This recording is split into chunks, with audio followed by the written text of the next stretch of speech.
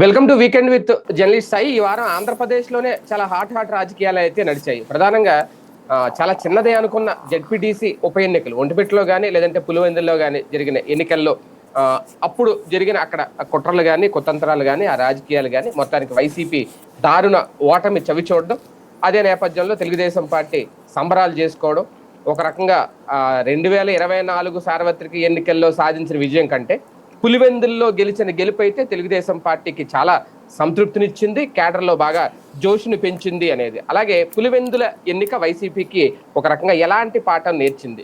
Maybe వాళ్ళు వైసీపీకి సంబంధించి వైఎస్ కుటుంబం అంతా పులివెందులే, మొదటి నుంచి వాళ్ళకి తెలియని రాజకీయాలు కాదు, గెలుపు అనేది చాలా సులభం అనుకున్న నేపథ్యంలో ఎలాంటి పాఠం నేర్పింది అనేది, అలాగే అమరావతి నిర్మాణాలకు సంబంధించి లేదంటే తాజాగా కురిసిన వర్షాలకు అమరావతి మీద జరిగిన ప్రచారం, అమరావతి మొత్తం మునిగిపోయింది అనేది ఇమీడియట్ గా అదంతా ఫేక్ ప్రచారం అంటూ టీడీపీ ఫ్యాక్ట్ చెక్ లో తేల్చిన సందర్భం. అలాగే అంబటి రాంబాబు గారు కొన్ని వీడియోలు అయితే విడుదల చేశారు, దాని మీద కూడా ఫ్యాక్ట్ చెక్ ఏం చెప్పింది అనేది.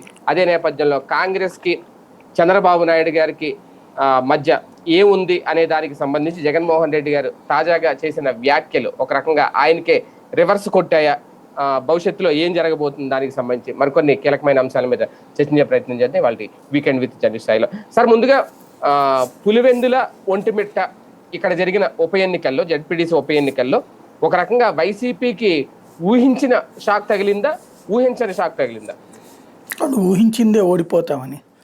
అదే సందర్భంలో తెలుగుదేశం వాళ్ళు మనసు చంపుకుని కారందలో ఓట్లేశారు వైసీపీకి అన్నటువంటిది కూడా తెలిసింది. అక్కడ త్యాగం చేశారా, వదిలేశారా? బాగోదని చెప్పి వేసినట్టున్నారు వాళ్ళు. కొంచెం డిప్లొమాటిక్గా పోతే పోయి ఉండేది. ఒక 60 వాళ్ళకి వేసుకుని 40 వీళ్ళందరికీ వేస్తే అది జెన్యున్గా అనిపించేది జనానికి. ఇప్పుడు జగన్ వే ఆఫ్ పాలిటిక్స్ అరాచకమని విమర్శించారు కదా, అది ప్రజలకి తెలిసేది కాదు. ఎందుకని? అవతలో నామినేషన్ వేయలేదు అంతే, అటు అక్కడికి రాలా నామినేషన్ వేయడానికి, వేయలేదు కాబట్టి అది అరాచకం అన్నాం మనం. లేదా నామినేషన్ వేసుడు విత్డ్రా అయిపోయాడు, ఏకగ్రీవం అయిపోయింది, అది అరాచకం అన్నాం మనం. అది ప్రజలకి తెలియదు, ఆ కన్సర్న్ పర్సన్కి తెలుసుద్ది ఆ అరాచకం, వీళ్ళకి తెలుసుద్ది. జనాలు మనసులో అనుకుంటారు కానీ డైరెక్ట్గా అందులో అనడానికి ఏమి ఉండదు, ఎందుకు ఎదురుగుండా ఏం లేదు కాబట్టి. ఇప్పుడు అదే ఆ విత్డ్రా అయినోడో లేకపోతే నామినేషన్ నేను వేద్దాం అనుకుంటే జగన్ ఏనీయలేదే నేను, లేదా వైసీపీ వాళ్ళు ఏనీయలేదను అన్నప్పుడు అది కూడా వార్త అయినాయి కదా, సెన్సేషన్ అయినాయి కదా, అవి తక్కువ జరిగినాయి అక్కడ. అది అరాచకమని ప్రజలకి చెప్పి ఇప్పుడు ముందు రోజునే ఆ ప్రాంతం అంతా దిగ్బంధించేసి నాయకులందరినీ జైళ్లలో పెట్టేసి కేసులు పెట్టేసి చివరికి కోర్టు జోక్యం చేసుకుంటే ఆ ఒక్కరోజు అరెస్ట్ ఆపి మళ్ళీ పొద్దున్నే గృహ నిర్బంధాలని చెప్పి పట్టుకెళ్ళి లేదా వేరే ఊళ్ళకి తరలించి అక్కడికేమో ఏజెంట్లని పోలింగ్ బూత్ లోపలికి పోనీయకుండా చేసి ఇతర ప్రాంతాల నుంచి ఏది కమలాపురము, జమ్మలమడుగు, రాయచోటీల నుంచి ఓటర్లను పట్టుకొచ్చి అసలు అక్కడ ఏకంగా ప్రజాప్రతినిధులు అక్కడ ఏది నామినేటెడ్ పదవుల్లో ఉన్నటువంటి వాళ్ళు కూడా వచ్చి క్యూ లైన్లో నుంచి ఓట్లేసి పులివెందుల్లో, ఒంటిమిట్టలో. అట్లాగే కనీసం ఎలాంటి పత్రము లేని మంత్రులు వచ్చి అక్కడ పోలింగ్ బూతుల్లో దూరిపోయి ఓవరాల్గా ఎలా ఉండకూడదు ప్రజాస్వామ్యం ఓపెన్గా అనేటటువంటిది అనుకుంటారు జనం, అది చేసేసారు. ఇప్పుడు అంటే కొత్త రకం పోల్ మేనేజ్మెంట్ ఏమైనా చూసామా ఈసారి? ఇది సమస్య ఏంటంటే పోల్ మేనేజ్మెంట్ అనే కంటే కూడా బహిరంగ అరాచకాన్ని చేశారు వాళ్ళు, తెర వెనక చేశారు. రిగ్గింగ్ అనడానికి లేదు. రిగ్గింగ్ అంటే ఏంటి? అందరినీ బూత్లోంచి బయటకు పంపించి గుద్దేసుకోవడం. చివరిదాకా ఎన్నిక జరిగింది కదా, కానీ బూత్ క్యాప్చరింగ్లు ఇవి. బూత్ క్యాప్చరింగ్ అంటే బూత్లోకి ఎవరిని పోనీయకుండా మన వాళ్ళ తరపునే ఓట్లేసుకోవడం బూత్ క్యాప్చరింగ్ అంటారు. ఇది కూడా ఈ బూత్ క్యాప్చరింగ్ కూడా 4 గంటల పాటు చేసేసారు కంప్లీట్గా. చేసేసి ఆ రీసైక్లింగ్ చేశారు. ఒకేసారి గుద్దేసుకోకుండా రీసైక్లింగ్, వీళ్ళే ఓట్లు మళ్ళీ మళ్ళీ వేయటం అట్లాగే. ఇందులో వీళ్ళు అనుసరించిన ఒక విధానం ఏంటంటే ఎస్సీ ఎస్టీలు తిరగబడతారని వాళ్ళకేమో ఈ డబ్బులు ఇద్దరు ఇచ్చారు, చెరొక 5,000 డబ్బులతో పాటుగా చీర అది ఇచ్చి వాళ్ళ స్లిప్పులు తీసేసుకున్నారు. స్లిప్పులు తీసేసుకుని వీళ్ళు ఓట్లేశారు. వాళ్ళైతే ఆత్మాభిమానం కోసం పోరాడతారు, ఎంతకైనా తెగబడతారు. వాళ్ళకి మళ్ళీ ఇంకో స్లిప్ ఇస్తామని చెప్పి ఈ స్లిప్పులు తీసేసుకున్నారు. ఇది ఇచ్చేటప్పుడు గిఫ్ట్ ఇచ్చేటటువంటిది అన్నటువంటి కోణంలో ఆ స్లిప్పులు తీసేసుకున్నారు. వాళ్ళు వెళ్ళారు పొద్దున్నే పోలింగ్ బూత్ దగ్గర, నీ ఓటు వేసేసారు వెళ్ళిపోండి అమ్మా అన్నారు. ఇది వాళ్ళే బయట తిరగబడి మాట్లాడింది, నిలబడి మాట్లాడింది, పోరాడి మాట్లాడింది. మిగతా వాళ్ళందరూ సైలెంట్, ఎవరిదో ఉన్నారు. పోరాడింది ఎవరన్నా ఉంటే వాళ్ళే గట్టిగా. రెండవ పాయింట్ వచ్చేటప్పటికి అట్లాగా కొంతమంది దగ్గర వాళ్ళతో గొడవలు పడకుండా తీసుకున్నారు. ఇక మిగతా ఈ రెడ్డి లేకపోతే వీళ్ళకి సంబంధించిన వైసీపీ వాళ్ళని ఇంట్ల దగ్గర నుంచి రానియకుండా ఉండటమా, లేకపోతే ఏరియాలు బ్లాక్ చేసేయడమా, ఓవరాల్గా ఎన్ని రకాల అరాచకం చేయాలో అన్ని రకాలు చాటుగా కాకుండా బహిరంగంగా చేశారు. అది ఇక్కడ తేడా. అంటే అధికారంలో ఉంటేనే ఇలాంటివి చేయడం సాధ్యం అవుద్దేమో. అంతే కదా, అది అధికారంలో ఉన్నప్పుడు ఇంత అరాచకం చెయ్యొచ్చు అనేటటువంటిది భవిష్యత్తులో అధికారంలోకి రాబోయే వాళ్ళకి పాఠాలు నేర్పారు. అంటే ఒక పార్టీ అధికారంలోకి వచ్చిన తర్వాత ఈ ఉప ఎన్నికలు కానీ లేదంటే స్థానిక సంస్థల ఎన్నికలు ఏది జరిగినా సరే గెలవడానికి చాలా మార్గాలే ఉన్నాయి, ఎలాగైనా గెలిచేయచ్చు ఏదోటి చేసి. ఇక్కడ ప్రాక్టికల్గా ఒక పాయింట్ అండి, అధికార పార్టీకి ఒక ఎంత ఎడ్జ్ ఉంటుంది. ఎందుకంటే ఎన్నికల సంఘం రెండు రకాలు ఉంటుంది, రాష్ట్ర ఎన్నికల కమిషన్, కేంద్ర ఎన్నికల కమిషన్. రాష్ట్ర ఎన్నికల కమిషన్ అపాయింట్ చేసేది రాష్ట్ర ప్రభుత్వమే, కేంద్రం కాదు, కేంద్ర ఎన్నికల సంఘం కాదు. ఎస్సీసీని అపాయింట్ చేసేది రాష్ట్ర ప్రభుత్వమే. ఇప్పుడు ఇంతకుముందు నిమ్మగడ్డను అపాయింట్ చేసింది చంద్రబాబు నాయుడు, నీలం సహానిని అపాయింట్మెంట్ చేసింది జగన్మోహన్ రెడ్డి. ఇకపైన రాష్ట్ర ఎన్నికల సంఘం కూడా స్వతంత్ర ప్రతిపత్తితో కేంద్ర ఎన్నికల సంఘంతో లింక్ చేయడం బెటర్ ఏమో, లేదా స్థానిక సంస్థల ఎన్నికలు కూడా కేంద్రంతో నడిపించడం బెటర్ ఏమో అనే ఒక కొత్త సంకేతాన్ని తెచ్చారు వీళ్ళు. ఎందుకంటే వీళ్ళ చేతిలో ఉండేటప్పటికి ఇక్కడున్న అధికారినే ఆవిడ, ఇంతకుముందు పాత అధికారులకే ఈ పోస్టులు ఇస్తున్నారు. నిమ్మగడ్డ అయినా మాజీ ఇక్కడ చేస్తే, ఈమెను ఇక్కడ మాజీ చేసే కదా, దానికి ఒక డిజిగ్నేషన్లో అయ్యో పెట్టుకున్నారు. చీఫ్ సెక్రటరీ ఏదో దాని పేరు ఏంటిది, ప్రిన్సిపల్ సెక్రటరీ, అబోవ్ స్థాయి అధికారి ఉండాలి. ఎప్పుడైతే రాష్ట్ర స్థాయి వాళ్ళు ఉంటారో వీళ్ళెవరూ నిష్పక్షపాతంగా పని చెయ్యరు అన్న సంకేతం ఇక్కడ ఇచ్చారు.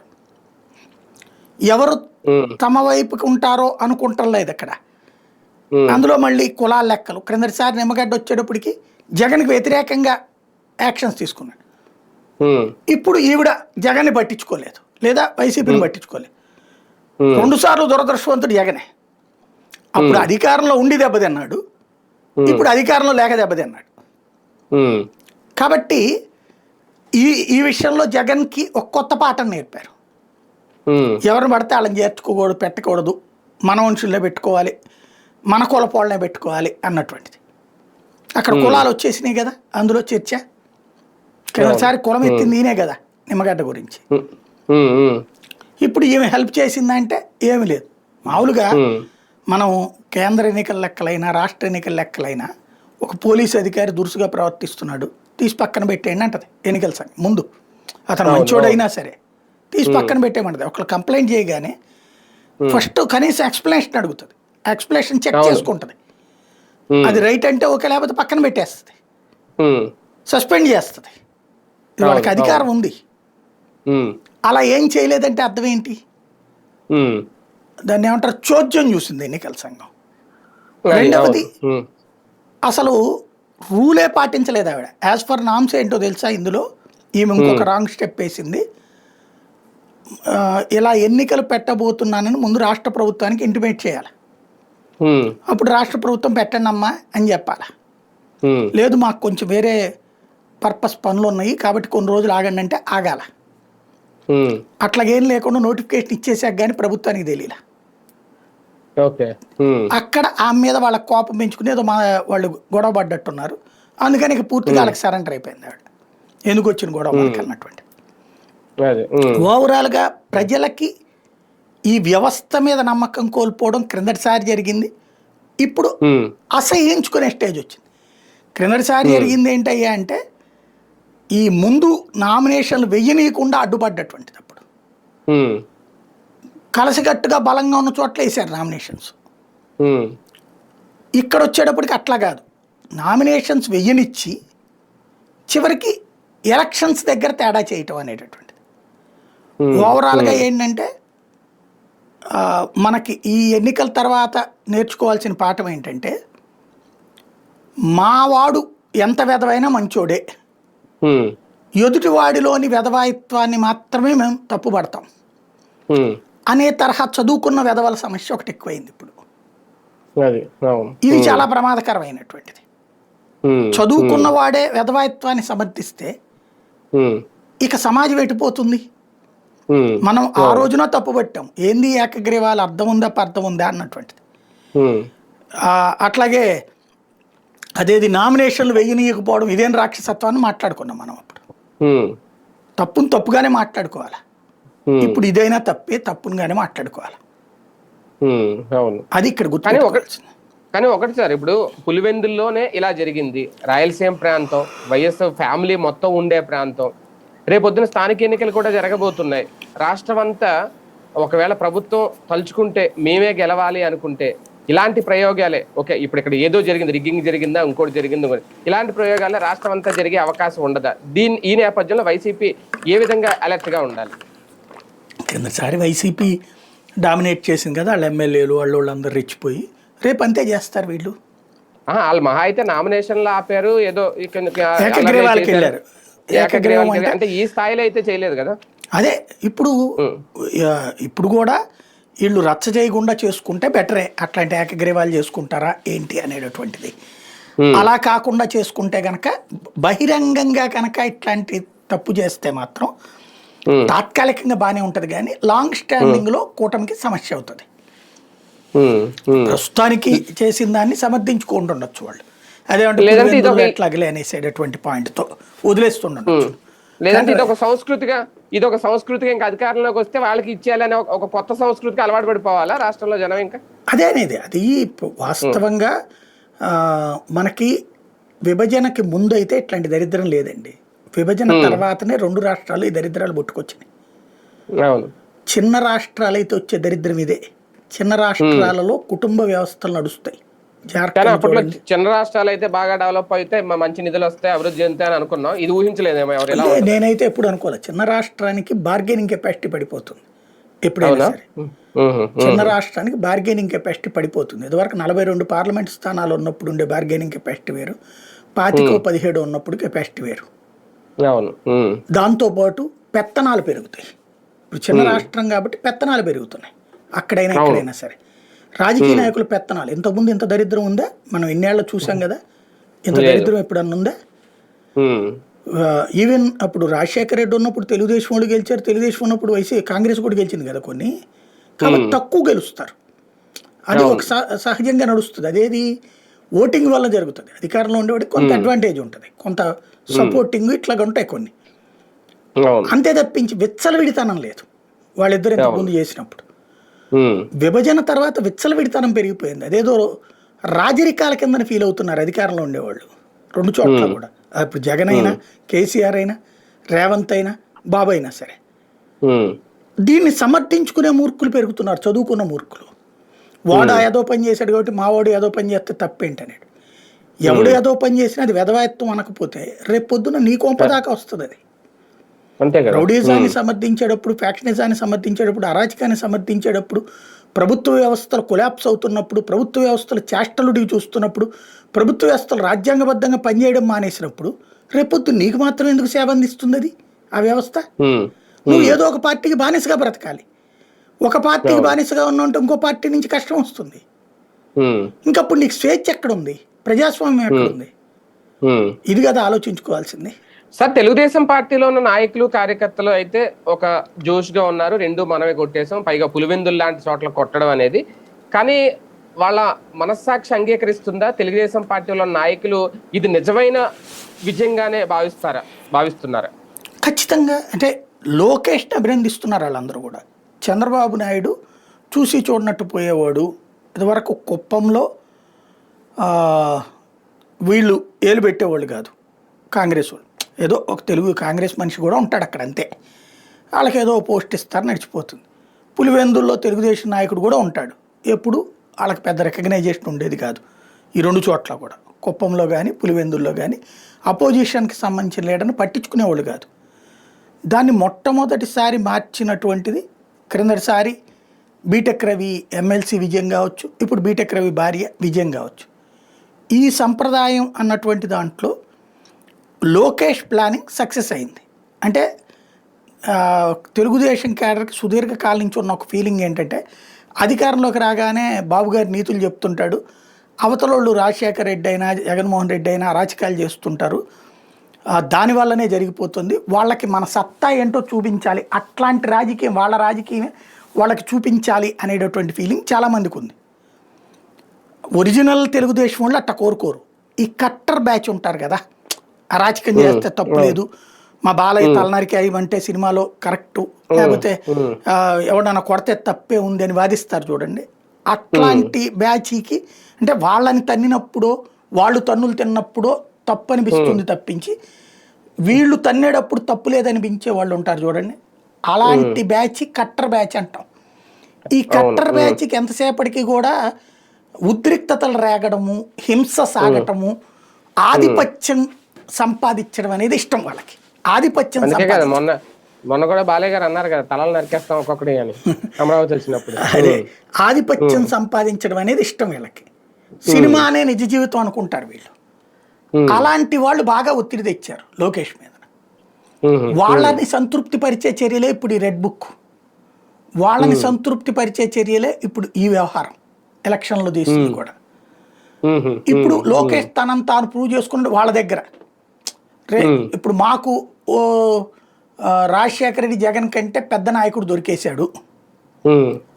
ఆ పులివెందులలో బీటెక్ రవి గెలవడం, ఇప్పుడు బీటెక్ రవి భార్య గెలవటం, పులివెందుల్లోనే గెలవటం అంటే ఇది సాధించింది లోకేషే.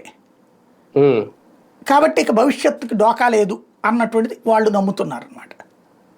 అంటే లోకేష్ గైడ్ లైన్సా మొత్తం అంతా? అంతే కదా. ఇప్పుడు వాస్తవంగా చెప్పాలంటే రాజశేఖర్ రెడ్డి రాజారెడ్డిలని తలదన్నాడు అనాలి. పులివెందుల రాజకీయాన్ని అంటే కడప జిల్లాలో వ్యూహాల రూపకర్తల్లో నెంబర్ 1 వివేకానంద రెడ్డి.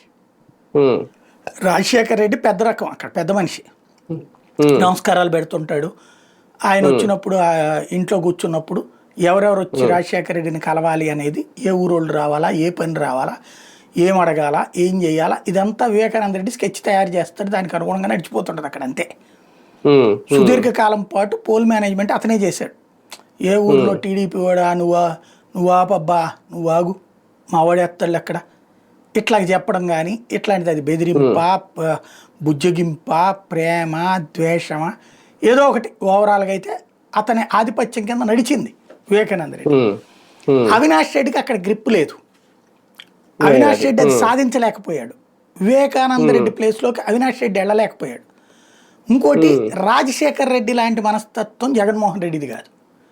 జగన్మోహన్ రెడ్డి స్టైల్ ఏంటంటే తను వెళ్ళినప్పుడు మీద పడిపోతుండాలా, ఎగబడిపోతుండాలా, కేకలేస్తుండాలా, చేతులకు దండం పెడుతుండాలా, అంతే ఉండాలి తప్పించి అందరినీ పంపించేసేసి మీరు వెళ్ళిపోయే పోండి అబ్బా నేను ఇక్కడే ఉంటాను 2-3 రోజులు నిదానం కలుద్దాం అని చెప్పి పంపించడు ఆయన.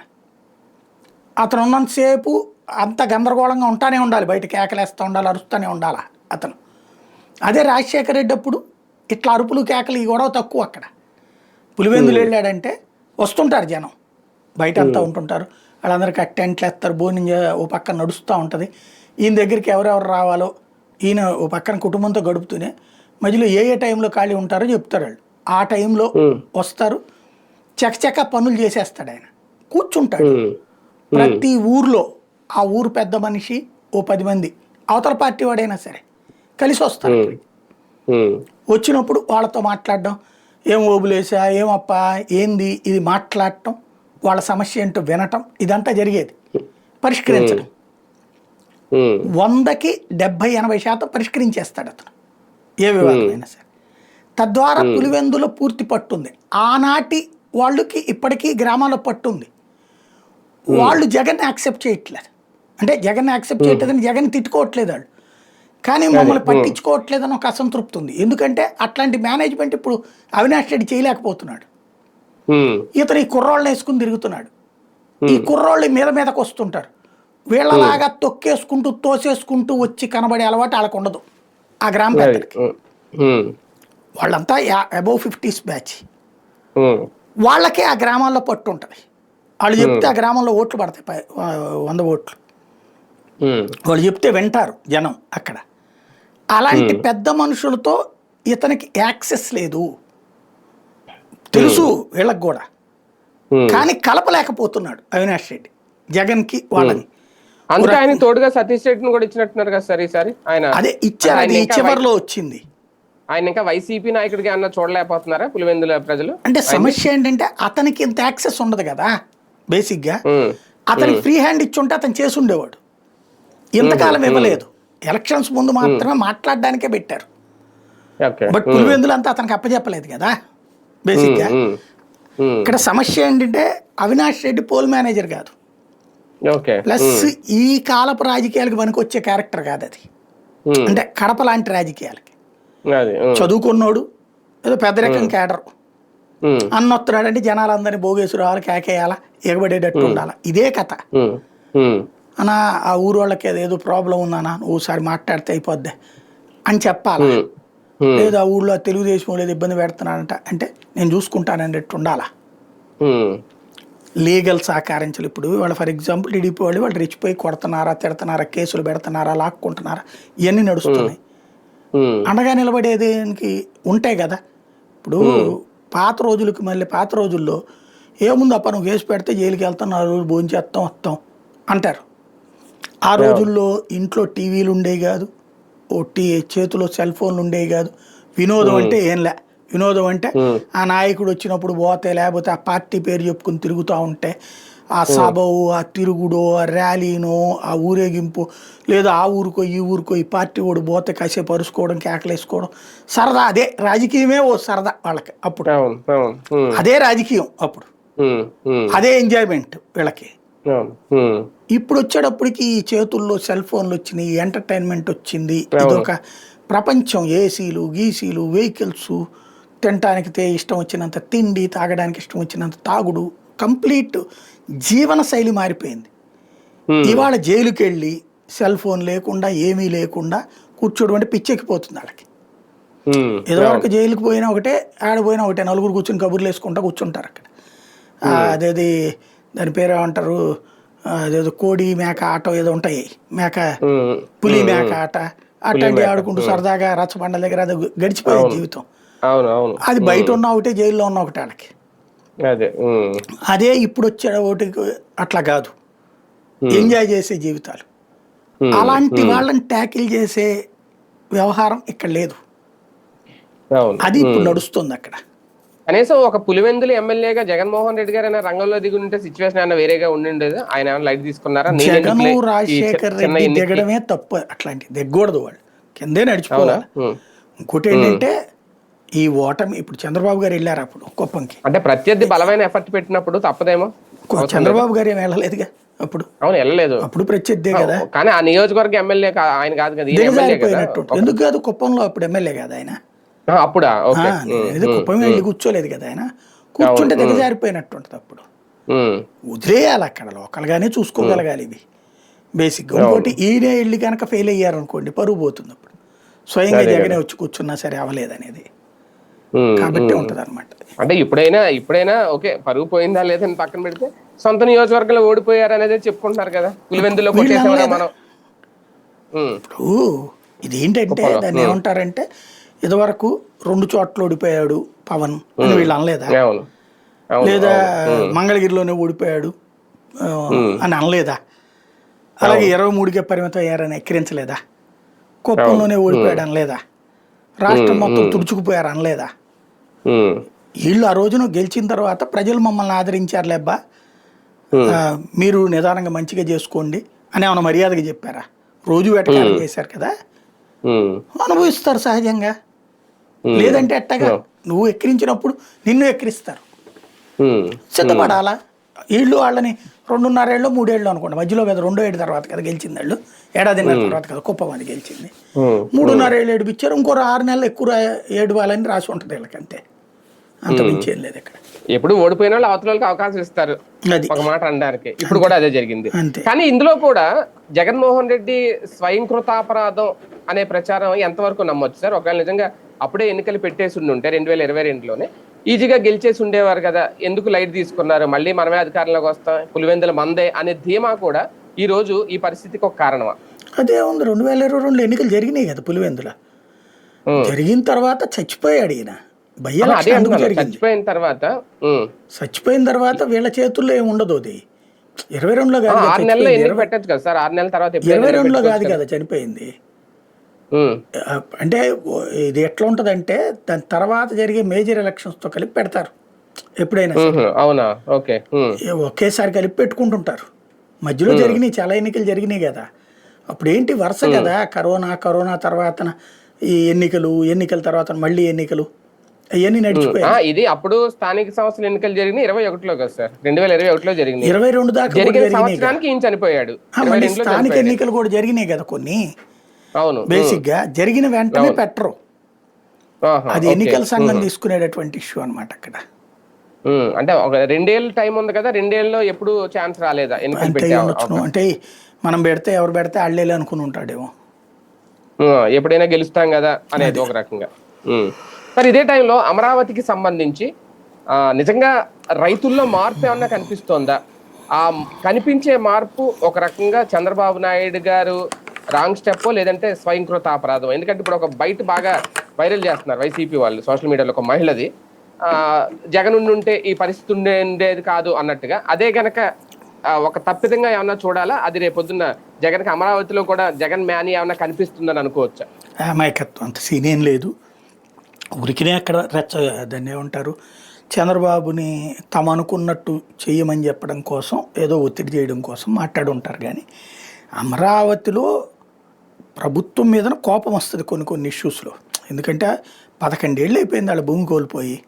ఈ రోజు వరకు 11 అంటే మధ్యలో 8 ఏళ్ళు వేసుకోవాలి, 8-9 ఏళ్ళు వేసుకోవాలి. ఎందుకంటే 14 కదా ప్రభుత్వం వచ్చింది, తీసుకుంది 16లో వాళ్ళ దగ్గర. 16లో హామీ ఇచ్చారు, 16లో భూములు తీసుకున్నారు కాబట్టి 8 ఏళ్ళు దగ్గరగా. అంటే 18 ఇవ్వాలి, అప్పుడే ఇచ్చేయాలి, అది పోయింది. వాళ్ళందరూ 2 ఏళ్ళ టైం అయిపోయి 18 ఏళ్ళలో ఇవ్వాలి కదా. వాళ్ళు అక్కడ ఆ రోజున తీసుకున్నది అందుకోసం ఇచ్చింది. అక్కడ వాళ్ళకి అన్యాయం జరిగింది. నిజంగా చెప్పాలంటే ఇలాగ జరుగుతుందంటే ఏ ఒక్కడిచ్చేవాడు కాదేమో. ఇక్కడ ఒక మైండ్ గేమ్ నడిపారు. దాంట్లో ఏంటంటే దాదాపు 50-60% భూములు రైతు అక్కడ ఉండరు. రైతు కాదు, భూ యజమాని అక్కడ ఉండరు. వాళ్ళు రైతులు కాదు, లేదా పాత రైతులు. అమరావతి ప్రాంతంలో ఎన్ఆర్ఐ లేదా హైదరాబాద్ అట్లాంటి చోట సెటిల్ అయిపోయిన వాళ్ళు అక్కడున్న పొలాలు వీటి మీద బాగా సంపాదించుకుని. వాస్తవంగా చాలామందికి అక్కడ హిస్టరీ తెలియదు. ఒకప్పుడు ఆ ప్రాంతం అంతా నిండా మునిగే ప్రాంతమే, నీళ్ళంతా ఇదంతా వచ్చేస్తుండే. ఇప్పుడు ఈ కట్ట లేనప్పుడు ఇదంతా వరద ముప్పు ప్రాంతమే. ఏడాదిలో ఆ చివరిలో పంట వేసుకునే వాళ్ళు నవంబరు డిసెంబర్లో వేసుకుని కొంచెం చిన్న పంటలు వేసుకుని మళ్ళీ ఈ లోపు ఏదో ఒక వరద వచ్చి పైనుంచి నీళ్ళు. అప్పుడు ఆల్మట్టి అవి లేనప్పుడు వరదలు ఎప్పుడు కదా. నా చిన్నప్పుడు అయితే ఏడాదిలో కనీసం 7-8 సార్లు చూసి ఉండేవాడిని వరదలు. మాకు కుమరపాలెం సెంటర్లో ఉండేవాళ్ళము. ఇప్పుడు ఈ పొన్నమి ఘాట్ ఉంది కదా, పొన్నమి ఇవి ఉన్నాయి కదా, ఇవాళ హైవేకి ఆనుకుని మీకు కనబడుతున్నదంతా కూడా ఒకప్పుడు కట్ట. ఆ కట్టదంతా కూడా ఇప్పుడు రోడ్డుకి మీకు హైవే కనబడుతుంది కదా, హైవేకి ఆనుకుని కట్ట ఉండేది.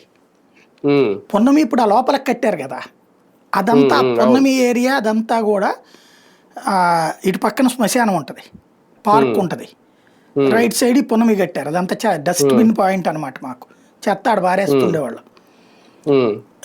ఆ కట్టంతా వాటర్ వచ్చినప్పుడు వరద ఆ రోడ్డు దాకా వచ్చేది, హైవే దాకా.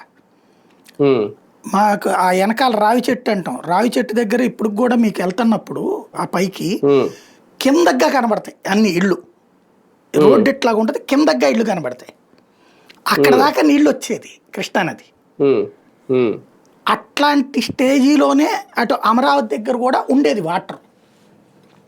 దాన్ని ఏం చేశారంటే చొక్కారావు అని ఒక మినిస్టరు, కాంగ్రెస్ టైంలో మినిస్టరో ఎమ్మెల్యేనో, అప్పుడు అంటే అక్కడ వాళ్ళు అప్పట్లో చెప్పింది, నేను బాగా గుర్తు అనమాట, ఒక వీడియో చేసి అప్పుడు న్యూస్ చేశాం కాబట్టి.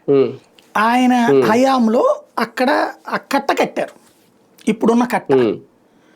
అంతకుముందు అంత ఆర్థిక స్థోమత ఉండేది కాదు ఆ ఏరియాలో. ఈ కట్ట కట్టేటప్పటికి అదంతా వాటర్ ఆగిపోయింది, వరద అటుకి నుంచి అటుకి ఇంకో పక్కన అటు వెళ్ళిపోతుంటాయి, ఇక నీళ్లు ఇటుకి రాదు. అది ప్లస్ పక్కనే కృష్ణానది పక్కన కాబట్టి భూగర్భ జలాలు, చిన్న బోరేస్తే నీళ్లు విపరీతంగా వచ్చేస్తాయి. అక్కడికేం కృష్ణానదిలోంచి కాలువలు కట్టి నీళ్ళు ఏం తీసుకోలేదుగా, బోరే కదా. బోరేస్తే నీళ్లు విపరీతంగా వచ్చేస్తాయి. 10 అడుగులు 20 అడుగులు అంటే విపరీతంగా వచ్చినట్టు 10 అడుగులకే వచ్చేస్తాయి నీళ్ళు. అలాంటి స్టేజీలో ఉండేటప్పటికి మంచి పంటలు పండినాయి, మల్లెపూల తోటల, అరటి తోటల, ఇట్లాంటివన్నీ. లక్షాధికారులు కోటీశ్వర్లు అయిపోయారు ఆ ప్రాంత రైతులు ఒక్కసారిగా. అంతకుముందు ఏళ్ల తరబడి పాత తరం వాళ్ళు, ఇప్పుడు ఇచ్చిన రైతులు ఉన్నారు కదా, అంటే స్థలం ఇచ్చిన వాళ్ళు ఉన్నారు కదా, వీళ్ళ తాతల నాడు దాని నుంచి ఆదాయం లేదు, వీళ్ళ తండ్రుల నాడు ప్రారంభమైంది. వీళ్ళ టైంకి వచ్చేటప్పటికి అలా వీళ్ళ తండ్రుల టైంలో సంపాదించిన డబ్బులతోనే బాగా సంపాదించుకున్నారు. అలా సంపాదించడం వల్ల పిల్లల్ని మంచి పొజిషన్లో చదివించగలిగారు. పెద్ద స్కూళ్ళల్లో, పెద్ద కాలేజీల్లో, పెద్ద ఉద్యోగాలకి వెళ్ళడానికి, ఆస్తులు సమకూర్చుకోవడానికి హైదరాబాద్లో కుదిరింది వాళ్ళకి. దాంతో ఆ తరం తమ బిడ్డలు పైకి వెళ్ళి సెటిల్ అయ్యారు కాబట్టి వీళ్ళు కూడా అక్కడికి వెళ్ళిపోయారు. ఈ వెళ్ళే క్రమంలో ఈ భూములు ఇక్కడ కౌలుకి ఇచ్చుకున్నారు. ఈ కౌలుకి ఇవ్వడం వల్ల ఆ కౌలు పరంగా వీళ్ళేం 25-30 వేలకు మ్యాక్సిమం 40,000, మల్లె తోటలు అంటే అయితే ₹1,00,000 కూడా ఇచ్చేవాళ్ళు అండి కౌలు ఏడాదికి. అట్లాగా ఆ డబ్బులే తీసుకునేవాళ్ళు. చంద్రబాబు గారు తెచ్చిన ఈ ప్రపోజల్ వాళ్ళకి నచ్చింది. ఎందుకని, ఈ కౌలు మీద డిపెండ్ అయ్యేదానికంటే ఏకదం, అంటే మామూలుగా పొలం అమ్ముదామంటే 10 లక్షలు 20 లక్షలే ఉంటుంది. అదే ప్లస్ అక్కడ లోకల్ వాళ్ళు ఒకటైపోయి వాళ్ళని అమ్మనిచ్చేవాళ్ళు కాదు, తక్కువ కొనేవాళ్ళు. అదే కనుక ఇట్లాగా బాబు గారికి ఇచ్చేస్తే ఆయన ఇచ్చే ఫ్లాట్ వల్ల 1.5-2 కోట్లు వచ్చేస్తుంది కదా. ఇంకా జాగ్రత్తగా ఉంచుకుంటే హైటెక్ సిటీ ఏరియాలో 1000 గజాలంటే ఎంత ఉంటుంది, గజం ₹1,00,000 వేసుకుంటే ఈ లెక్కలు వేసుకున్నారు. అందుకని వాళ్ళు ఇచ్చేశారు మొదట, వాళ్ళే మెజారిటీ, 60% 70% వాళ్ళే. వాళ్ళు ఇచ్చేసాక వాళ్ళ పక్కన ఉన్నది ఇవ్వకపోతే ఎట్లాగా, వీళ్ళ మీద ఇక్కడ సైకలాజికల్ ప్రెషర్ తెస్తే వీళ్ళలో కొంతమంది ఇష్టపడి ఇచ్చిన వాళ్ళు ఉన్నారు, కొంతమంది ఇక మనకు గత్యంతరం ఏముంది, ఇటు అటు అంతా ఇచ్చాక మధ్యలో మనల్ని ఒక్కళ్ళనే ఉండనిస్తారా రేపొద్దున అనేసి ఇచ్చిన వాళ్ళు ఉన్నారు. లేకపోతే ఇప్పుడు వాళ్ళందరికీ డబ్బులతో అవసరం లేదు, రోజు మనం పంట పండించుకునే వాళ్ళం, దాని మీద 4-5 కూలీలు పెట్టుకుని నడుపుకునే వాళ్ళం. ఒక్కసారిగా ఏడాదికి 25,000 మనం కూలీ తీసుకునే స్థితిలో ఉంటామా? ఏ రైతైనా ఒప్పుకుంటాడా? నిరంతర సేద్యం చేసే రైతు. వాళ్ళని ఏమని ఒప్పించారు, 2-3 ఏళ్లలోనే ఇచ్చేస్తామన్నారు కాబట్టి, పోనీ 2-3 ఏళ్ళు, 10 ఏళ్ల పాటు 25,000 వద్ది, 2-3 ఏళ్ళలోనే మన ఫ్లాట్ ఇచ్చేస్తారు. దాంట్లో రేపు పొద్దున్న డెవలప్మెంట్కి ఇచ్చుకుంటే 4 ఫ్లాట్లు వేసుకుంటే ₹4 కోట్ల డబ్బులు వచ్చేస్తాయి. ఈ 10 లక్షలు 25 లక్షల కంటే అన్న ఉద్దేశంతో ఇచ్చారు వాళ్ళు. అంతే. అవును. సీన్ కట్ చేస్తే 11 ఏళ్ళు, ఇప్పుడు 8-9 ఏళ్ళు అయిపోయినట్టు వాళ్ళకి అయిపోయింది. అవును. రెండోది 3 రాజధానులు అంటే శాంతం ఆగిపోయింది. ఇప్పుడు తొందరగా కట్టాలంటే ఇప్పుడు వీళ్ళకి ఏమర్థమైపోతుంది, 1.5 ఏళ్ళు అయిపోతుంది, అప్పుడే 15 నెలలు అయిపోయింది. ఏమీ జరగట్లేదు అక్కడ. ఏం జరుగుతున్నాయి, టవర్స్ ఏయో కడుతున్నాం అంటున్నారు, అయ్యే పైగా మళ్ళీ భూ సమీకరణ అంటున్నారు, మళ్ళీ మళ్ళీ కొత్తగా భూమి సేకరిస్తానంటాం, ఇవన్నిటికీ ఉంటది. ఇప్పుడు మొన్నటిదాకా ఏంటంటే జగన్ వచ్చిన తర్వాత అంతకుముందు 3-4 కోట్ల దాకా వెళ్ళింది కాస్త, సరే 3-4 కోట్లు కొంతమందికే ఉండొచ్చు కాక 1.5-2 కోట్లకు తక్కువ లేదు. జగన్ వచ్చాక ఈ 3 రాజధానులు అన్నాక 40 లక్షలకు పడిపోయింది. ఆ 40 లక్షలకు కూడా కొనేవాళ్ళు లేడు అక్కడ. అవును, మెయిన్ కొనేవాళ్ళు లేరు. అట్లాంటి స్టేజీ నుంచి మళ్ళీ ఇప్పుడు 3-4 కోట్లకైతే వచ్చింది ఆ ఏరియాలో. ఈ సందర్భంలో ఇప్పుడు మళ్ళీ ఈయన అన్నాక ఇంకో 45,000 తీసుకుంటామని 1.5 పడిపోయింది మళ్ళీ. అది అంటే ఇప్పట్లో డెవలప్మెంట్ జరగదని ఫిక్స్ అయిపోతున్నారు జనాలు. డెవలప్మెంట్ షేర్ సేకరణ పేరుతోనే జాప్యం, టైం గడిచిపోతుంది. అంతే కదా, డెవలప్మెంట్ షేర్ అవ్వట్లేదు కదా, అయిపోద్ది కదా, అవ్వట్లేదు.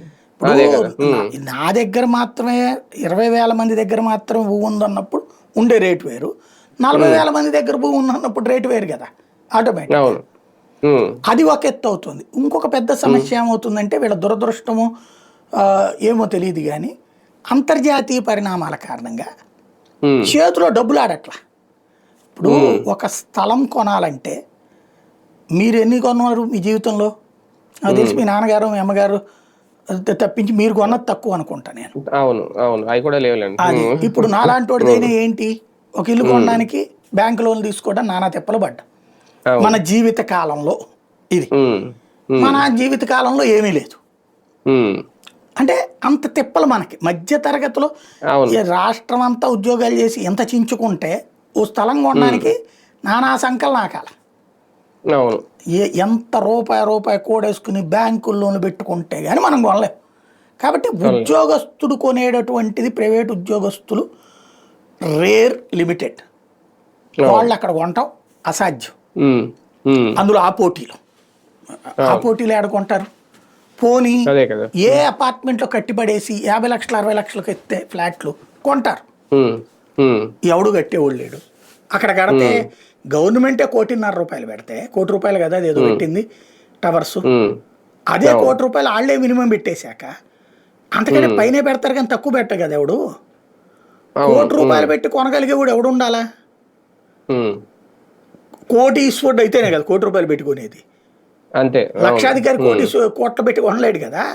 అవును అవును అవును. దాంతో ఆ స్థాయోడు ఇక్కడ ఎంతమంది ఉన్నారు ఆంధ్ర. పైగా అక్కడికి వెళ్ళి కొనేవాళ్ళు ఉండాలి కదా. ఇంకోటి ఏంటంటే ఇప్పుడు హైదరాబాద్ లో కోటి పెట్టి గచ్చిబౌలిలో ఒక ఫ్లాట్ కొన్నారనుకోండి, 25,000 మినిమం అద్దె వస్తుంది. అవును అవును. ఈ వ్యాపారస్తుడు ఇన్వెస్ట్ చేసి పడేస్తాడు. ఓ 10,000 దాని ఖర్చు దానికి వెళ్ళిపోద్ది. ₹25,000 నెలకంటే ఏడాదికి అయితే ఎంత వచ్చేసింది? మన చేతిలో ఉంటుంది, అది పడి ఉంటుంది. 3 లక్షలు వచ్చినట్టే కదా.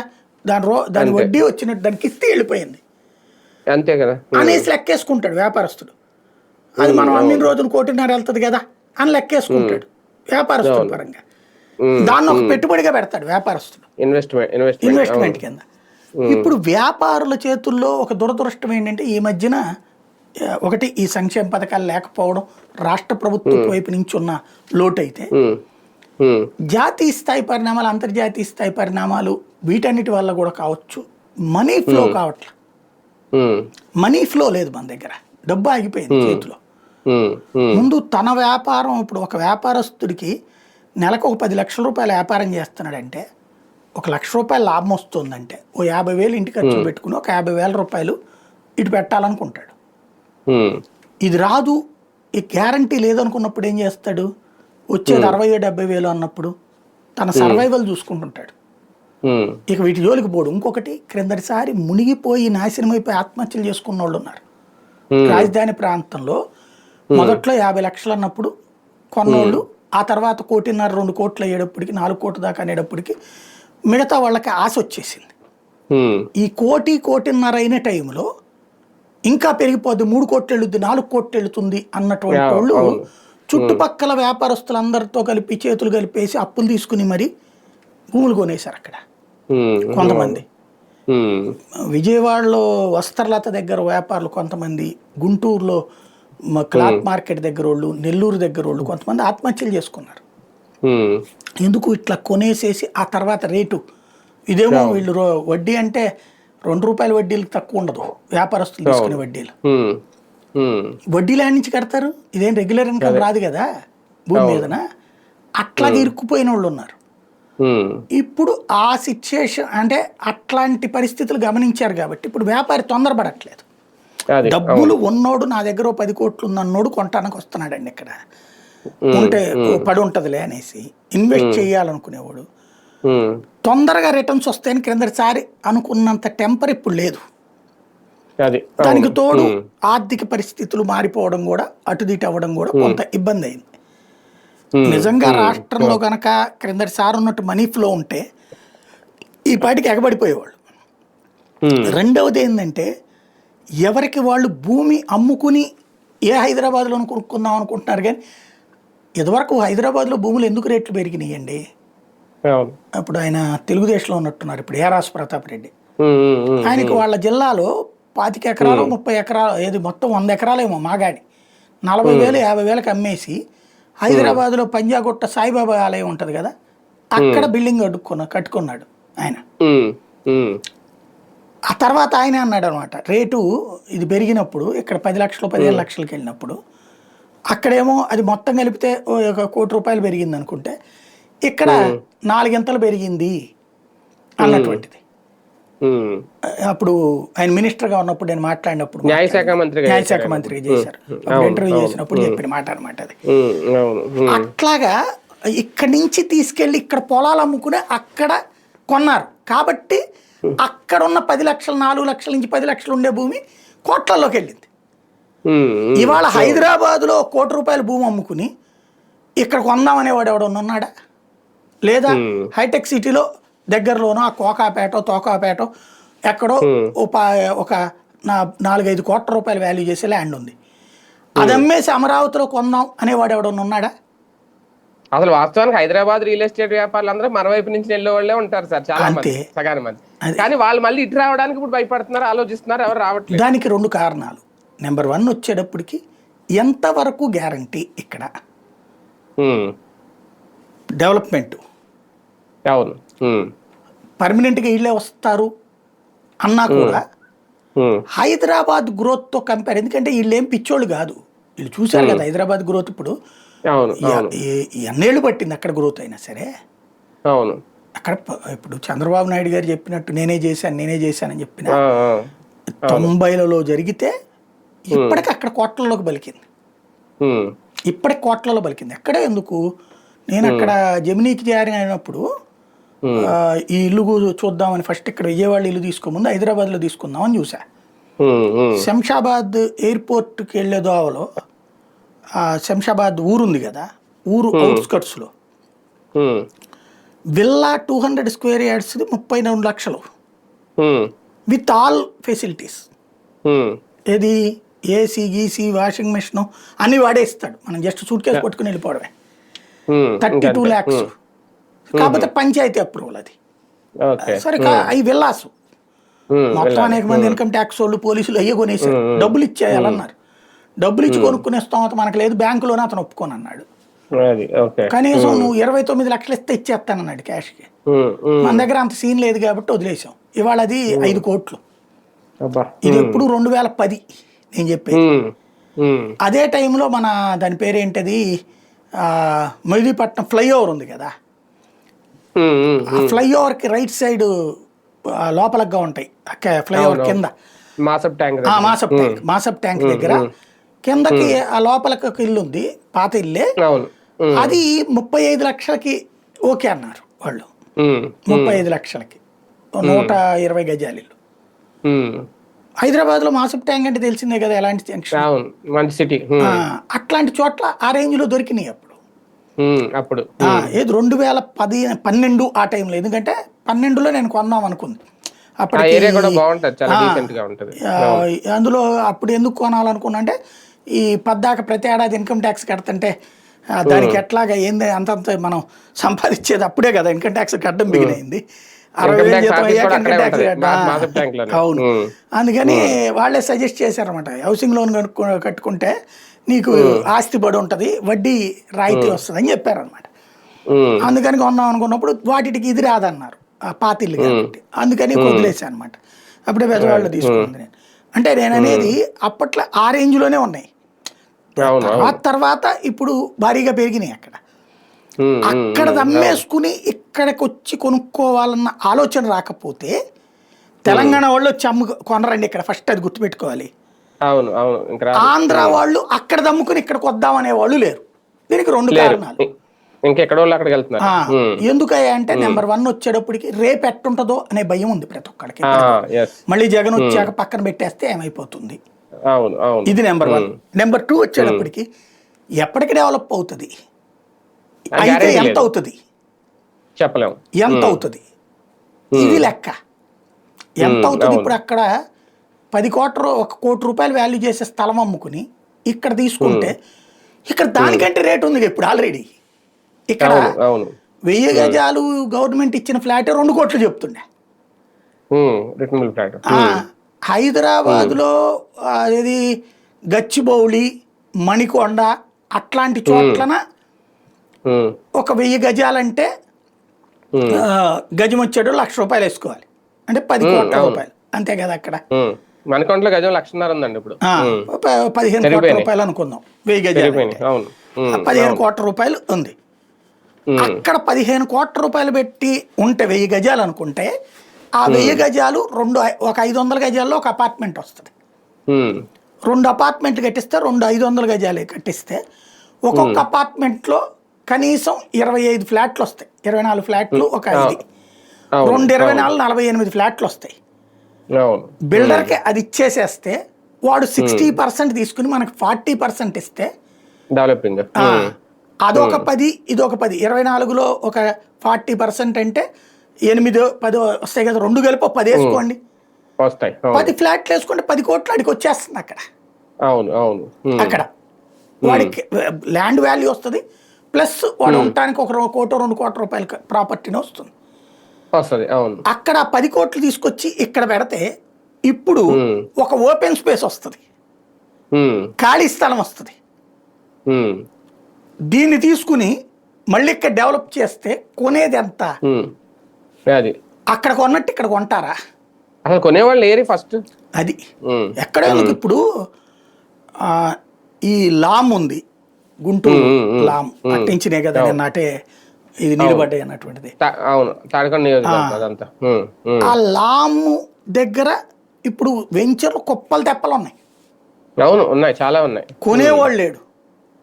ఆ పక్కనే విల్లాస్ ఉన్నాయి, కొనేవాళ్ళు లేడు. ఇక్కడ ఇదేది జనావాసాలు ఉండే ఏరియా గుంటూరు విజయవాడ.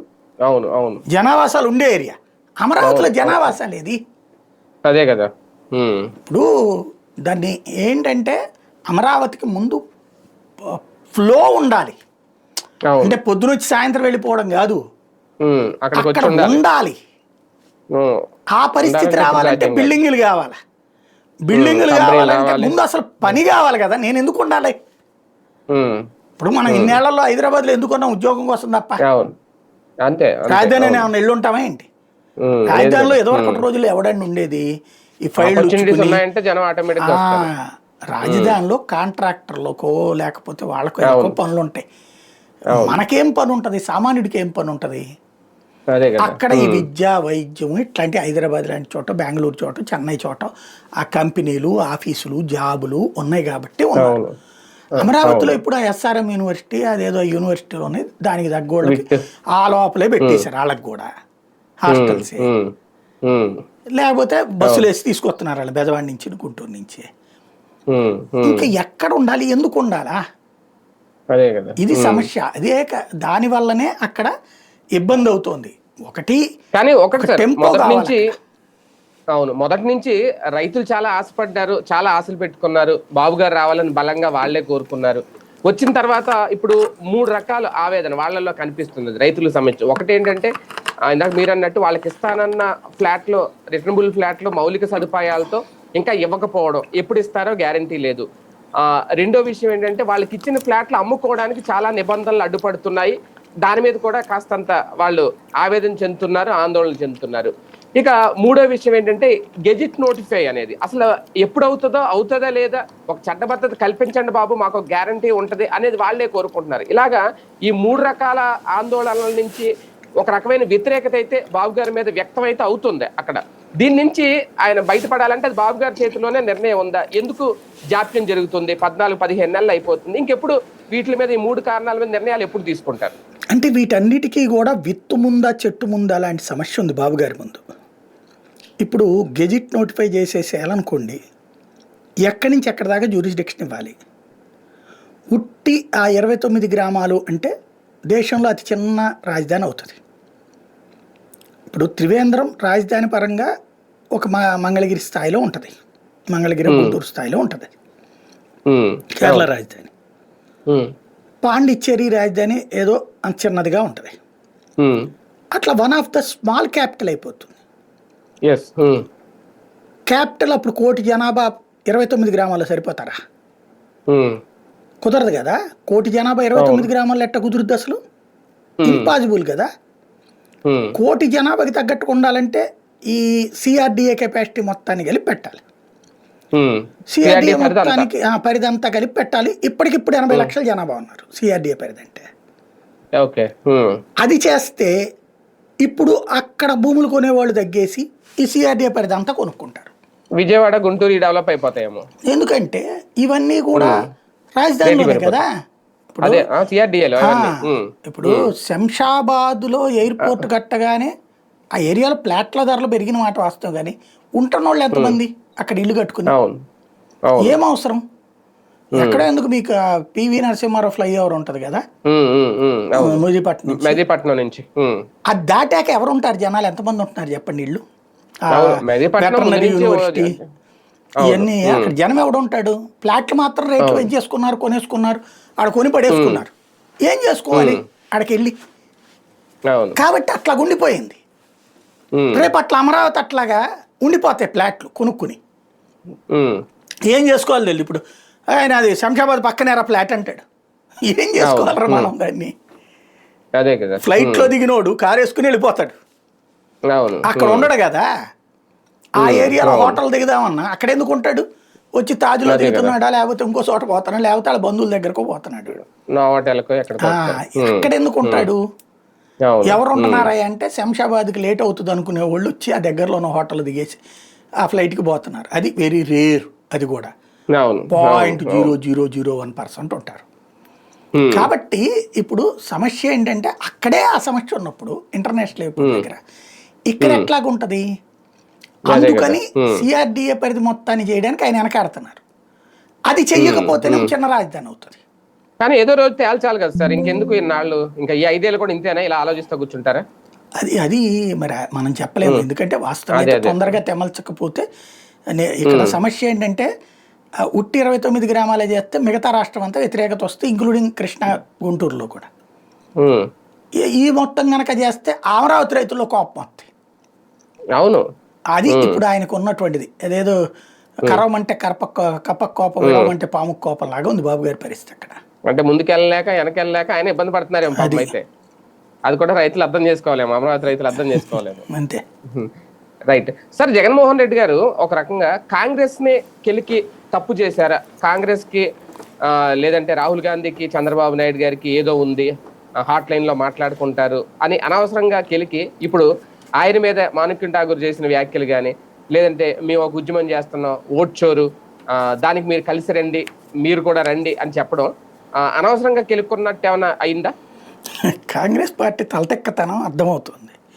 అంతేనా? ఎవరికైనా నువ్వు ఉద్యమంలోకి రా అనేటప్పుడు నువ్వు ఆఫ్టర్ ఆల్ బచ్చా 2% ఓట్లు ఉన్నోడివి, 40% ఓట్లు ఉన్నోడిని బెదిరిస్తున్నాడు. నీకు చేతనైతే రా అని చెప్పి. ఆంధ్రప్రదేశ్ వరకు చూసుకుంటే ఎవడు నువ్వెంత, నీ బతుకే అంత. ఇక్కడ ఆంధ్రాలో జాతీయ స్థాయిలో నీ బతుకు లేదు అక్కడ. సీను వాళ్ళ మీద వీళ్ళ మీద పడి బతుకుతున్నారు. ఇలా బలమైన నాయకులతో పెంట పెట్టుకునే నాశనమైంది ఆ పార్టీ. అంటే ఇక్కడ నువ్వు మోడీతో టచ్ లో లేవు, బీజేపీతో టచ్ లో లేవు అనుకుంటే రా అన్నట్టుగా లేదా సవాల్? Blackmail. అంటే మేము బ్లాక్ మెయిల్. అదే ట్రంప్ తో టచ్ లో లేవంటే చైనా తిట్టు అంటే ఒప్పుకుంటాడా? నువ్వు జిన్పింగ్ తో టచ్ లో లేవు, చైనా తిట్టంటే ఒప్పుకుంటాడు? ఇటు తిడతాడా? పెట్టాల్సిన అవసరం ఏముంది? అది కదా. ఇప్పుడు ఇతనికి ఏమవసరం మోడీని తిట్టడానికి? నీకు చైనాతో వెళ్ళి ఎంఓయూ కుదుర్చుకున్నాడు రాహుల్ గాంధీ. చైనా ఎన్నేదో పనులు చేసిన గాల్వన్లో పక్కన వచ్చి ఆక్రమించుకుంటున్నా మాట్లాడు. యుద్ధం ముగిసిపోయి మనం గెలిచిన తర్వాతన చైనా భూమిని ఆక్రమించుకుందని చెప్తాడు. అట్లాంటి సిల్లీ థింగ్స్ చేస్తుంది కాంగ్రెస్ పార్టీ. ప్రస్తుతం కంట్రోల్లో లేదు. ఇంకోటి ఇట్లాంటి వాళ్ళు ఏంటంటే పాప మా మాణిక్యం ఠాకూర్ బాధ ఒకటి, వేరే బాధ ఏంటంటే చంద్రబాబు గారు ఏదన్నా ఆదరించి ఏమన్నా ఆయనకి సహకరిస్తారేమో అని చూస్తున్నాడు.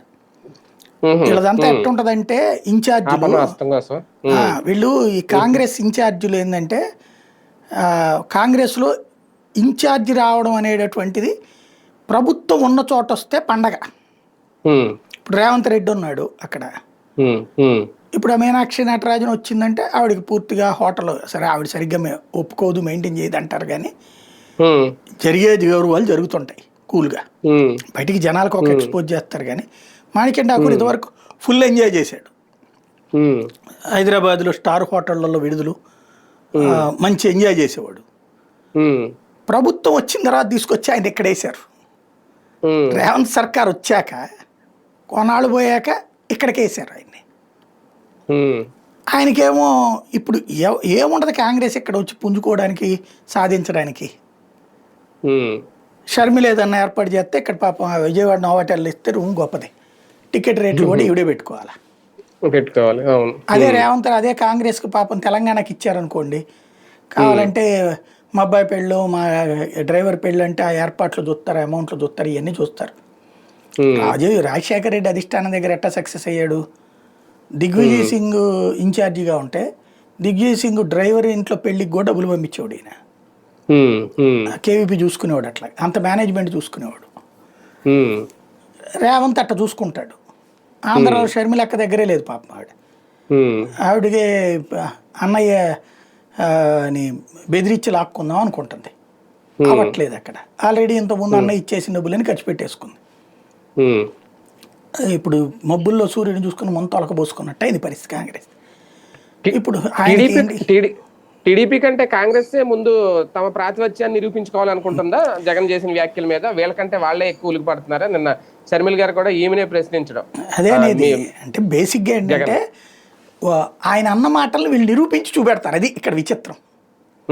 ఆయన అన్న మాటల్ని వీళ్ళు నిరూపించి చూపెడతారు. వీళ్ళిద్దరు ఇప్పుడు నిరూపిస్తున్నారు జగన్నే తిట్టి, మళ్ళీ జగన్ని ప్రశ్నించి బ్లాక్మెయిల్ చేసి నిరూపించుకుంటున్నారు వీళ్ళు. ఎక్కడో ఇప్పుడు సింపుల్ లాజిక్, తెలంగాణలో బీజేపీ ప్రతిపక్షం కదా, ఎంత రచ్చ చేస్తుంది అక్కడ? ఎవరి మీద చేస్తుంది? బీఆర్ఎస్ మీద చేస్తుందా? బీఆర్ఎస్ మీద ఒక కామెంట్ చేసి ఊరుకుంటుంది. దాని మీదే కదా పోరాడేది, కాంగ్రెస్ మీదే కదా పోరాడేది, ప్రభుత్వం మీదే కదా. లేదు, బీఆర్ఎస్ ఉంది అక్కడ ప్రతిపక్షం, ప్రధాన ప్రతిపక్షం. ఎవరి మీద పోరాడుతుంది? బీజేపీ మీదనా? బీజేపీని విమర్శిస్తుంది. పోరాడేది ఎవరి మీదనా? కాంగ్రెస్ మీదనే కదా. మరి ఇక్కడ నువ్వే చేస్తుంది ఏంది? రోజు జగన్ మీదే పోరాడుతున్నారు వీళ్ళు. అక్కడే అర్థమైపోతుంది కదా. ఇక్కడ భవిష్యత్తు రాజకీయాల్లో ఆంధ్రప్రదేశ్ లో కాంగ్రెస్ పార్టీ ఎవరొక్కళ్ళ సపోర్ట్ కోరుకుంటుందనే సంకేతాలైనా వస్తున్నాయా? అంటే ఇక్కడ బేసిక్గా ఒకటి, కాంగ్రెస్ పార్టీ ఒకటే ఆశపడుతుంది బీజేపీకి తెలుగుదేశానికి విభేదాలు వచ్చేసేసి చంద్రబాబు నాయుడు ఐఎన్డీఏ కూటమిలో చేరిపోవాలని కోరుకుంటున్నారు వాళ్ళు. అది ఆ ప్రయత్నం ఇంతకుముందు కూడా చేశారు. ఆ మధ్యన కూడా మీ ఇద్దరు ఏది అతని పేరేంటి అంటే వాళ్ళ ఆశ కూడా నాకు తెలిసి, నాకు అవగాహన ఉన్నంతవరకు, నా అంచనా ప్రకారం రేపు బీహార్ ఎన్నికల్ని మెయిన్ టార్గెట్ చేస్తున్న అందరూ అనుకుంటున్నట్టు ఓట్ చోరీ గోలంతటికి వెనకాల ఏంటంటే కారణం, బీహార్లో నితీష్ ఓడిపోవాలి, లాలు గెలవాలి. లాలు గెలిచేసినందువలన ఒకటి వీళ్ళకి అందులో ఓ చోటు వస్తుంది ప్రభుత్వంలో, నెంబర్ 1. నెంబర్ 2 వచ్చేటప్పటికి ఇదిగో చూసారా బీజేపీని నిన్ను వెనుపోటు పొడిచింది, నువ్వు బీజేపీతో వెళ్ళడం వల్ల ఇదంతా జరిగింది, నువ్వు మద్దతు ఉపసంహరించేసుకో కేంద్రానికి. అప్పుడు చంద్రబాబుని అడుగుతారు. అంటే బీహార్లో ఓడింది అనుకోండి బీజేపీ, అప్పుడు చంద్రబాబుతో కూడా బార్గెనింగ్ పెడతారు, మీ ఇద్దరు ఉపసంహరించేసుకోండి. వీళ్ళిద్దరిది కలిపితే దాదాపు 40 సీట్లు వచ్చేసినాయి కదా. అప్పుడు ఇదిగో బీజేపీ పని అయిపోయింది, ప్రూవ్ చేసుకోండి. అప్పటికి బీజేపీకి పూర్తి మెజారిటీ ఉంటుంది, కానీ 272 ఉండవు అప్పుడు. అప్పుడు కొంతమందిని ఎవరినన్నా ఇటుకి లాగడము, లేకపోతే ఒక సంక్లిష్ట స్థితి తెచ్చిపెట్టాలని చూస్తున్నది. అది వాళ్ళ ప్రయత్నం అక్కడ. అందుకోసం చంద్రబాబు జోలికి రావట్లేదు వాళ్ళు. అంటే ఈ వ్యాఖ్యలు టీడీపీ కూడా పెద్ద సీరియస్ గా తీసుకోలేదా అన్నట్టుగా ఉందా? జగన్ చేసిన టీడీపీ కాంగ్రెస్ ని తిట్టాలి ఇక్కడ, జగన్ కాదు కదా తిట్టాల్సింది. జగన్ ఈ మాట అన్నందుకు కానీ కాంగ్రెస్ ని తిట్టాలి. ఒక్క ముక్క కూడా మాట్లాడలేదు చూడండి. అదే అంటున్నాను, ఎందుకని? అది ఎందుకేంటి వాళ్ళ కలిసి ఉన్నది నిజం. అందులో హాట్ లైన్లు ఉండవు, అవసరం అంటే ఇప్పుడు బీజేపీ జగన్ ఎందుకు ఎక్కువగా అంటే ఇక్కడ రాష్ట్ర నాయకులు తిడతారు, జాతీయ నాయకులు ఏమి ఎక్కువ ఏర్పడట్లేదు కదా. ఈవెన్ నరేంద్ర మోడీ మొన్న ఇక్కడ కూడా వచ్చినప్పుడు కూడా, అమరావతి వచ్చినప్పుడు కూడా పెద్దగా అసలు జగన్ ఏం పట్టించుకోలే, జగన్ ప్రస్తావనే తేలేదు ఆయన. ఎందుకు? అమిత్ షా విమర్శిస్తాడు, మిగతా వాళ్ళందరూ విమర్శిస్తారు, మెయిన్ ఆయన మాట్లాడు. ఎందుకని? ఏ అవసరం అవుతుందో తెలియదు ఫ్యూచర్లో. అట్లాగే తెలుగుదేశానికి కూడా జాతీయ స్థాయిలో కాంగ్రెస్తో ఏ అవసరం అవుతుందో తెలియదు. ప్రత్యర్థులు కాదు వీళ్ళకి అక్కడ ఇక్కడ. అంటే బీజేపీతో ఉన్నంతసేపు కాంగ్రెస్ పార్టీతో అవసరం ఉంటుందా సార్ అసలు? ఇప్పుడు చంద్రబాబుని కంట్రోల్ చేయాలంటే జగన్ బలంగానే ఉండాలన్నది బీజేపీ ఆలోచన. ఉమ్, బీజేపీని కంట్రోల్ చేయాలంటే కాంగ్రెస్తో దోస్తీ కంటిన్యూ అవ్వాలన్నది తెలుగుదేశం ఆలోచన. ఉమ్, బీజేపీకి ఆల్టర్నేటివ్ రెండే ఉంది జాతీయ స్థాయిలో. ప్రస్తుతానికి కాంగ్రెస్ పార్టీకి ఆంధ్రాలో సీన్ లేదు కాబట్టి తెలుగుదేశం అట్లుంది. ఉమ్. అటు వెళ్ళదు, ఇప్పుడు వెళ్ళదు, ప్రస్తుతానికి వెళ్ళదు. మొన్న ఒక ఎత్తేసింది తెలుగుదేశం వైసీపీని దెబ్బకొట్టడానికి. కాంగ్రెస్ నిన్న 23లో 24లో ఓకే, ఓకే. కాంగ్రెస్ షర్మిలను పెడితే జగన్ ఓట్లన్నీ చీలిపోతాయి, అటు వస్తాయని ఎక్స్పెక్ట్ చేసింది.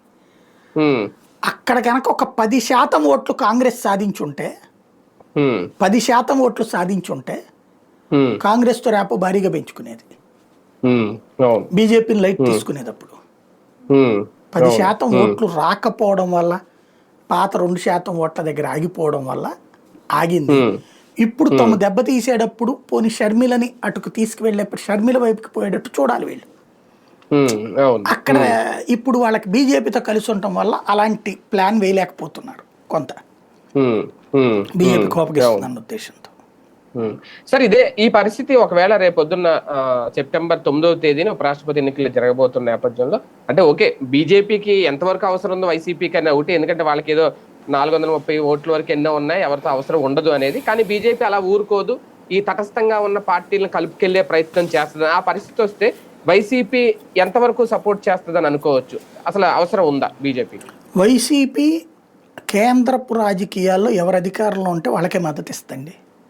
అంతేనా? సోనియా గాంధీతో విభేదించి వైఎస్ఆర్ కాంగ్రెస్ పార్టీ పెట్టాక అప్పుడు జరిగిన ఎన్నికల్లో ప్రణబ్ ముఖర్జీకి మద్దతు ఇచ్చిందిగా. అవును, అవును. సోనియాతో విభేదించి ప్రణబ్ ముఖర్జీకి మద్దతు ఇచ్చింది. ఎందుకంటే రాష్ట్రపతి ఉపరాష్ట్రపతిలో మేమేమీ గెలిపించుకోలేము, ఎవరవుతున్నారో తెలుస్తుంది ఓపెన్ గా. తెలుస్తున్నప్పుడు మేము వెళ్ళి అవతల పక్షాన్ని నిలబడడం ఎందుకు, ఇంకొక కూటమిలో చేరడం ఎందుకు అన్నది వాళ్ళ ఫస్ట్ నుంచి ఉన్న పద్ధతి. ద్రౌపది ముర్ముకి మద్దతు ఇచ్చారు, ఓపెన్ గా చెప్పారు. ఆ ముక్క జగనే చెప్పాడు. ఆ ముక్క రామ్నాథ్ కోవింద్కి మద్దతు ఇచ్చారు, ప్రణబ్ ముఖర్జీకి మద్దతు ఇచ్చారు, ప్రతిభా పాటిల్కి మద్దతు ఇచ్చారు. అట్లాగే వైస్ ప్రెసిడెంట్లుగా ఎవరుంటే వాళ్ళకి మద్దతు ఇచ్చారు.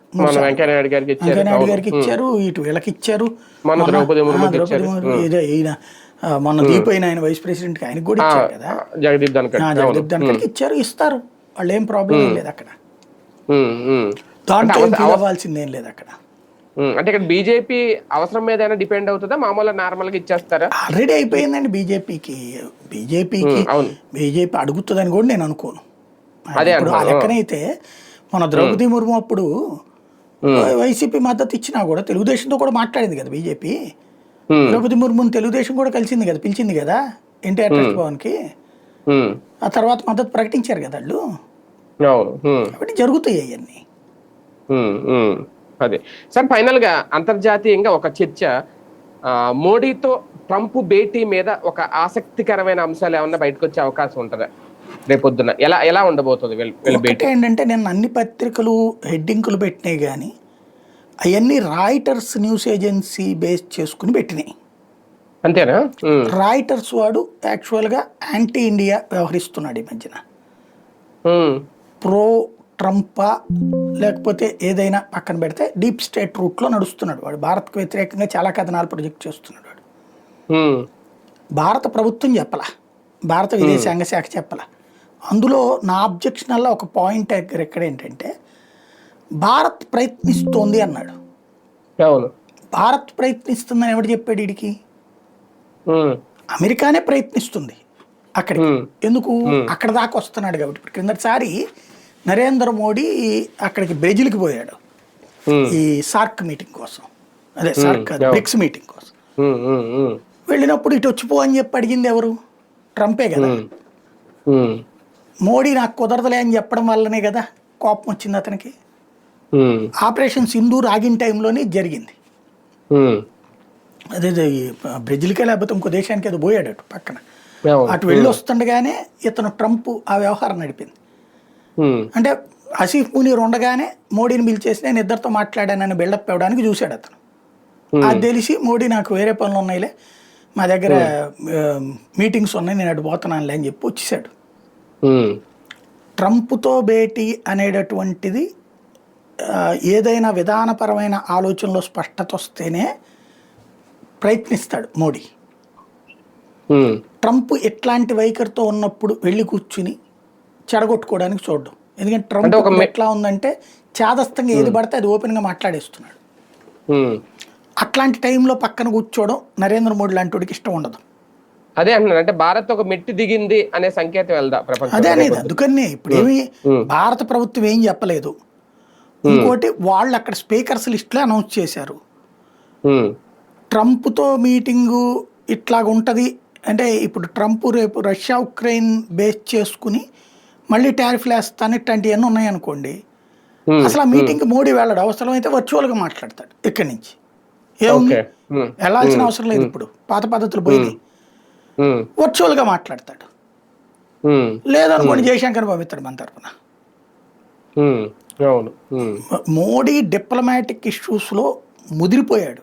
ఇప్పటిదాకా భారతదేశ చరిత్రలో ఎవ్వడు ముదరనంత ముదురతను దాంట్లో. కాబట్టి మోడీ గురించి ఈ వార్తలన్నీ కూడా అమెరికన్ న్యూస్ ఏజెన్సీలు స్పెక్యులేట్ చేస్తున్న వాటిని రాయిటర్స్ ఓడి స్పెక్యులేషన్ మనోళ్ళు వార్తలుగా మలుస్తున్నారు. ఒక రకంగా అలా ట్రాప్లో పడుతున్నారు.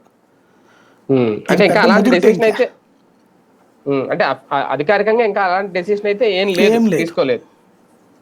వెళ్తారా లేదనేది తెలియదు. అది రైట్, రైట్. చూద్దాం. మొత్తానికి ఆంధ్రప్రదేశ్ రాజకీయాలు అయితే ప్రస్తుతం చాలా హాట్ గా కొనసాగుతున్నాయి. ఎందుకంటే పులివెందుల ఒంటిమిట్ట ఎన్నిక తర్వాత, ఉప ఎన్నిక తర్వాత ఒక విజయోత్సవ సంబరాలు అయితే మునుగు తేలుతుంది తెలుగుదేశం పార్టీ. అది ఎంతవరకు నైతిక విజయం అనేది అయితే మాత్రం ఇంకా పక్కన పెట్టాల్సిన పరిస్థితి. భవిష్యత్తులో ఎలా ఉంటది రేపు పొద్దున్న వైసీపీ కనుక అధికారంలోకి వస్తే వైసీపీ ఎలాంటి రాజకీయాలను పరిచయం చేస్తుంది, ఇప్పటివరకు ఏమి నేర్చుకుంది అనేది కూడా ఇంక ఇవన్నీ వేచి చూడాల్సిన అంశాలు. ఇది ఇవాల్టి వీకెండ్ విత్ జర్నలిస్ట్ సాయి.